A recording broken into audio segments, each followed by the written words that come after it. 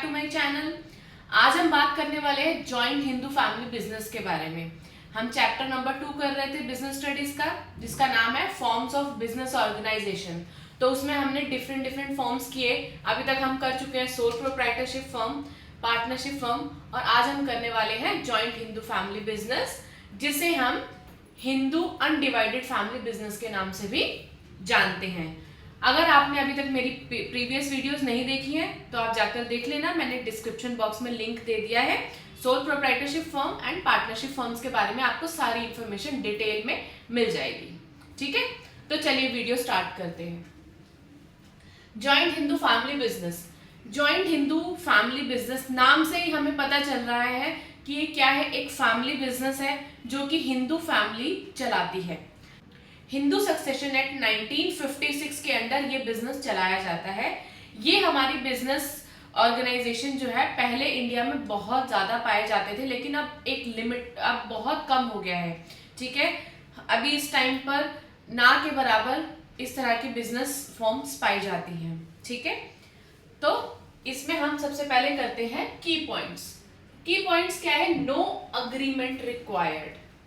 इस बिजनेस के अंदर किसी भी तरह का अग्रीमेंट रिक्वायर्ड नहीं होता, क्योंकि ये जो बिजनेस है वो कौन करता है? एक फैमिली के लोग मिलकर करते हैं। ठीक है, तो उनके बीच में कोई ऐसा लीगल रिक्वायरमेंट नहीं होती कि उन सबके बीच में कोई एग्रीमेंट होना चाहिए। ठीक है, सेकेंड पॉइंट है हमारा कर्ता। कर्ता कौन होता है? कर्ता हेड ऑफ द फैमिली होता है, यानी कि जो हिंदू फैमिलीज जो अभी तक डिवाइड नहीं हुई है, जो जॉइंटली रहती हैं और बिजनेस करती हैं, उसमें जो भी हेड ऑफ द फैमिली होता है, ठीक है, उसे कर्ता बोलते हैं। ठीक है, वो head of the family he business का हेड होता है, वही बिजनेस को हेड करता है, यानी कि बॉस बिजनेस का कहलाता है। ठीक है, उसके बाद आता है हमारा थर्ड पॉइंट, को पार्टनर्स।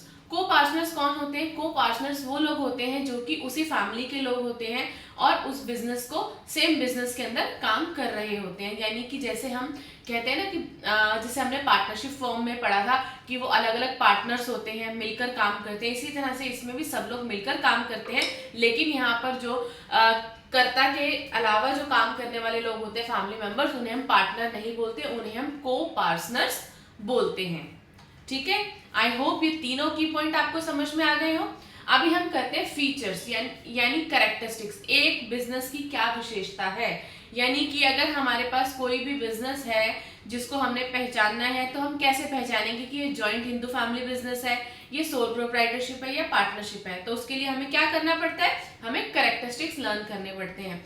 तो फर्स्ट कैरेक्टरिस्टिक है हमारा, एग्जिस्ट ओनली इन इंडिया। ये बिजनेस फॉर्म जो है ये इंडिया के अंदर ही एग्जिस्ट करती है, इंडिया के बाहर आपको कहीं पर भी नहीं मिलेगी।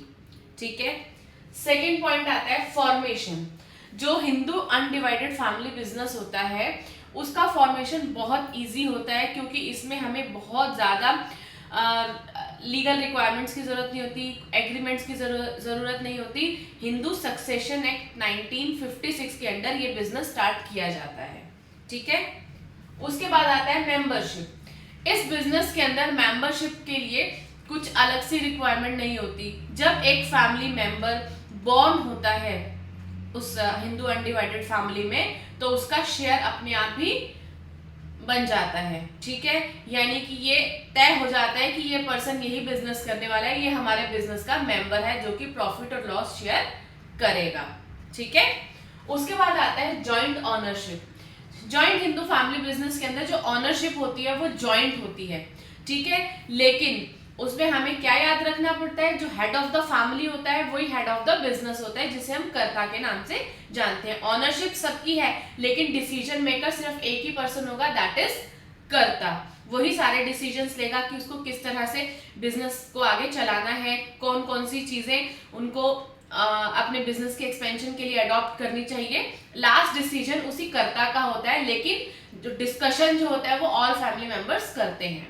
ठीक है, उसके बाद आता है हमारे पास good credit standing. Good credit standing मतलब हमारा जो एक फैमिली बिजनेस है, ठीक है, उस फैमिली बिजनेस की क्रेडिबिलिटी बहुत ज्यादा होगी।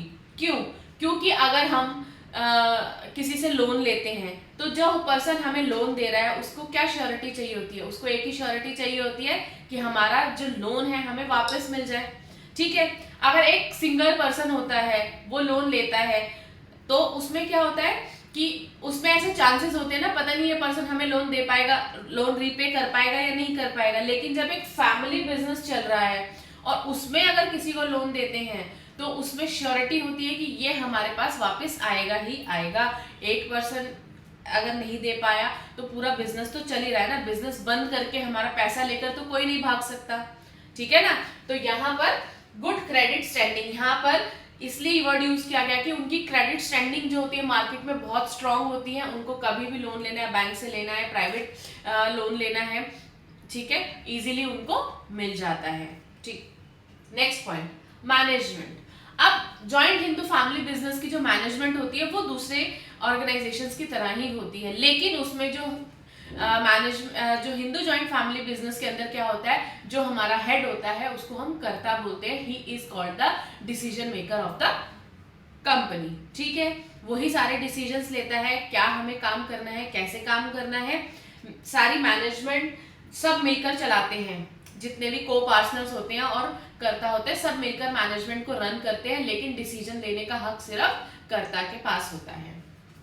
प्रॉफिट शेयरिंग, प्रॉफिट शेयरिंग यहाँ पर जॉइंट हिंदू फैमिली बिजनेस के अंदर सबकी प्रॉफिट शेयरिंग इक्वल होती है, चाहे वो एक छोटा बच्चा हो, चाहे वो एक फीमेल हो जो कि ऑफिस में जाके काम ना कर रही हो, या फिर वो मेल पर्सन हो जो ऑफिस में 24 घंटे काम कर रहा हो, एक्टिवली पार्टिसिपेट कर रहा हो।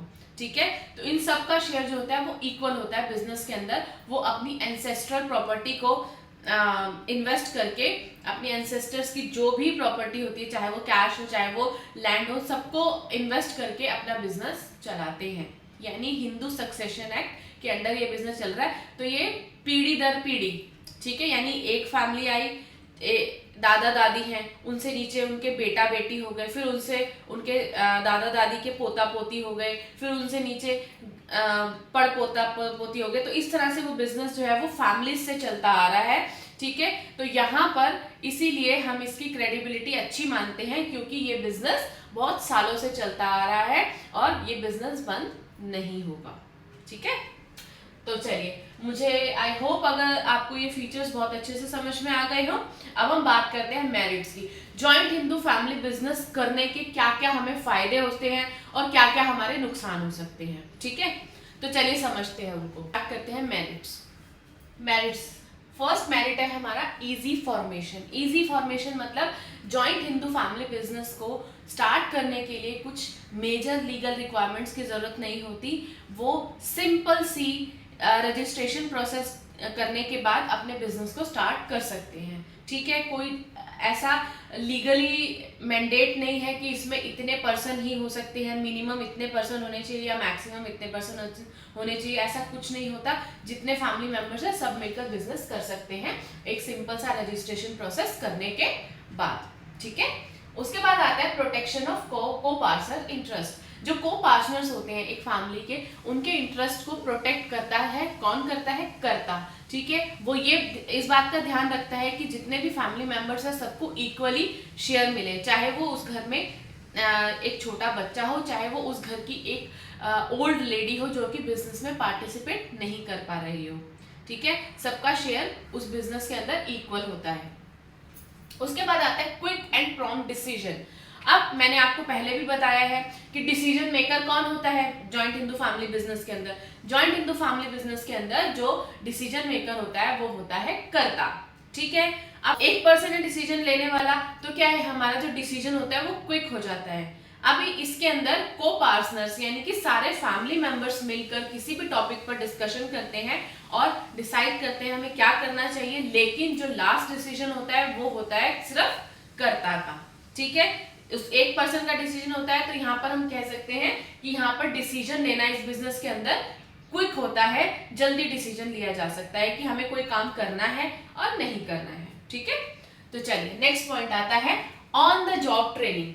अब जैसा कि हमने पढ़ा कि जॉइंट हिंदू फैमिली बिजनेस के अंदर जब एक पर्सन बॉर्न होता है तो ही उसको शेयर मिल जाता है अपने बिजनेस के अंदर। जब वो धीरे धीरे बड़ा होता है और बड़ा होते होते वो मैनेजमेंट को देखता है, अपने घर में सब लोग काम कर रहे हैं, उस काम का डिस्कशन कई बार घर पर भी होता है, तो वो क्या करता है, वो उन सब चीज़ों को सुनता है, ऑब्जर्व करता है और वो सीख जाता है धीरे धीरे काम के बारे में, थोड़ा थोड़ा उसको समझ आने लगता है। तो जब वो ऑफिस ज्वाइन करता है तो उसे कुछ नॉलेज होती है काम के बारे में, तो इसे बोलते हैं ऑन द जॉब ट्रेनिंग। ठीक है, फिर उसको जब वो ऑफिस ज्वाइन कर लेता है फिर उससे प्रॉपर ट्रेनिंग दी जाती है और वो अपना काम अच्छे से करता है। This is called on the job training, यानी जॉब करते हुए ही उसको ट्रेनिंग मिल रही है।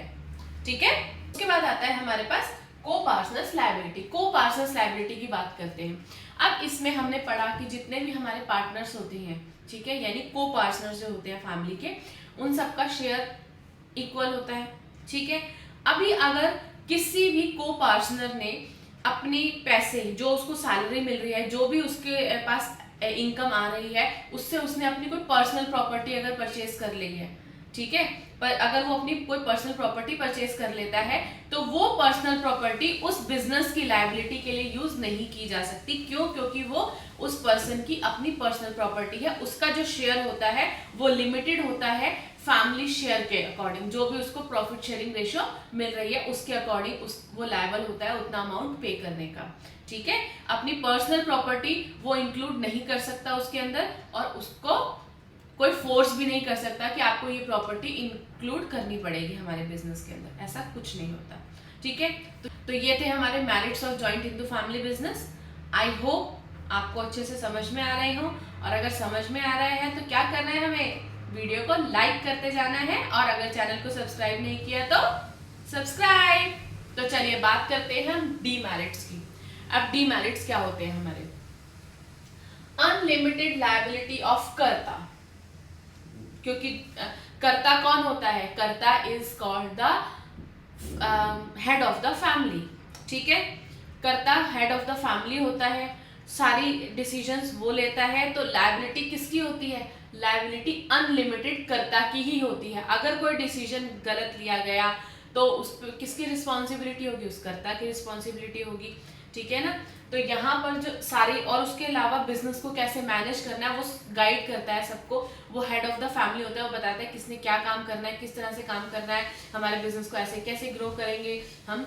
ठीक है, लास्ट डिसीजन वही लेता है, तो लायबिलिटी उसकी बहुत ज्यादा होती है। को पार्टनर की लायबिलिटी जो होती है वो लिमिटेड होती है। ठीक है, फिर आता है limited managerial and financial resources. इस तरह के जो बिजनेस होते हैं उसके अंदर जो रिसोर्सेज होते हैं फाइनेंशियल और मैनेजरियल, वो लिमिटेड होते हैं, क्योंकि ऐसा हो सकता है ना कि कर्ता जो हेड ऑफ द फैमिली है उसके पास वो मैनेजमेंट स्किल्स ना हो जो मैनेजमेंट स्किल्स उस बिजनेस को चाहिए। ठीक है, इतना फाइनेंस नहीं इकट्ठा कर पा रहे हो जितना उस बिजनेस को चाहिए, तो एक लिमिट तक होता है। ठीक है, अब हेड ऑफ द फैमिली है तो ऑनर तो वही, सॉरी, हेड ऑफ फैमिली है, कर्ता तो वही कहलाएगा, लेकिन हो सकता है ना कि उसके पास ये स्किल्स ना हो कि हम फाइनेंस कैसे जनरेट कर सकें, हम अपने बिजनेस को मैनेज कैसे कर सकें, तो ये उसके डीमेरिट्स होते हैं कि उसके पास मैनेजरियल स्किल्स और फाइनेंशियल रिसोर्सेज की कमी होती है। अपने बिजनेस को एक्सपेंशन देना चाह रहे हो, एक्सपेंड नहीं कर पा रहे हो, क्यों? क्योंकि उसके पास मैनेजरियल स्किल नहीं है। ठीक है, उसके बाद आता है नो सेपरेट लीगल स्टेटस। इस तरह के जो बिजनेस होते हैं इसमें इनका सेपरेट लीगल स्टेटस नहीं होता। जो फैमिली मेंबर्स हैं वो अपना बिजनेस कर रहे हैं, वो पूरा फैमिली का ही बिजनेस कहलाता है, वो एक अलग आइडेंटिटी नहीं होती। ठीक है, उसके बाद आता है पार्टीशन ऑफ बिजनेस। अब जॉइंट हिंदू फैमिली बिजनेस के अंदर बहुत सारे पार्टनर्स होते हैं जिन्हें हम को पार्टनर्स बोलते हैं। ठीक है, तो क्या है, अब सबकी सोच अलग अलग होती है। ऐसा नहीं है ना कि भाई एक ही फैमिली में रह रहे हैं तो सबकी सोच सेम होगी, सबकी सोच अलग अलग हो सकती है। तो सबकी सोच अलग है, तो उससे क्या होता है कि कई बार डिस्प्यूट्स हो जाते हैं बिजनेस के अंदर। जब डिस्प्यूट्स होते हैं तो कैसी नौबत आ जाती है? पार्टीशन की नौबत आ जाती है। वो बोलते हैं हमें हमारा हिस्सा दो और हम अपना हिस्सा लेकर अपना अलग हो जाएंगे। ठीक है, तो ये डीमेरिट है। उसके बाद आता है no direct relation between effort and rewards. ठीक है, अभी इसमें सबसे ज्यादा एफर्ट्स कौन करता है जॉइंट हिंदू फैमिली बिजनेस के अंदर? कर्ता करता है। ठीक है, लेकिन जब रिवॉर्ड्स आते हैं, यानी कि अगर बिजनेस अच्छा चलता है सारी मेहनत करने के बाद, जब जो पैसा आ रहा है वो कैसे आ रहा है, वो पैसा जब आएगा तो सब जितने भी को पार्टनर्स है सब में इक्वली डिवाइड होगा, चाहे वो बिजनेस में कम काम कर रहे हो ज्यादा काम कर रहे हो, ठीक है ना। तो यहाँ पर एफर्ट एंड रिवॉर्ड का रिलेशनशिप नहीं होता, क्योंकि एक पर्सन है ज्यादा काम कर रहा है, एक पर्सन कम काम कर रहा है, लेकिन दोनों को जो शेयर मिल रहा है वो इक्वल मिल रहा है, ठीक है। तो ये थे हमारे demerits of joint Hindu family business. I hope आपको अच्छे से समझ में आ गए हो, और अगर वीडियो पसंद आई है तो वीडियो को लाइक जरूर कर देना, और चैनल को सब्सक्राइब करना तो बिल्कुल नहीं भूलना। और हम मिलते हैं अगली वीडियो में। Bye bye.